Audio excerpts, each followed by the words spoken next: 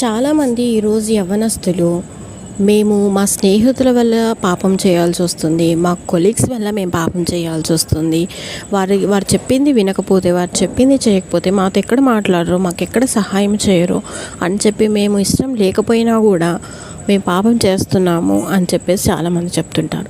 ఒకసారి నోవాహును చూడండి. నోవాహు ఉన్న రోజుల్లో నోవాహు చుట్టే కాదు, ప్రపంచం అంతా కూడా దుష్టత్వంతో పాపముతోనూ నిండిపోయి ఉంది. అయినప్పటికీ కూడా నోవాహు పరిశుద్ధంగా నీతిమంతుడిగా దేవునికి భయభక్తులు కలిగి జీవించాడు.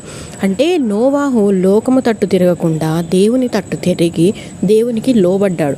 ఆ రోజు నోవాహుని కూడా తన బంధువులు, తన స్నేహితులు, తనతో పనిచేసేవారు కూడా పాపం చేయమని ప్రోత్సహించే ఉంటారు కదా, తనని అడిగే ఉంటారు కదా. అయినప్పటికీ నోవాహు వాళ్ళందరినీ కూడా వ్యతిరేకించి దేవునికి మాత్రమే లోబడ్డాడు.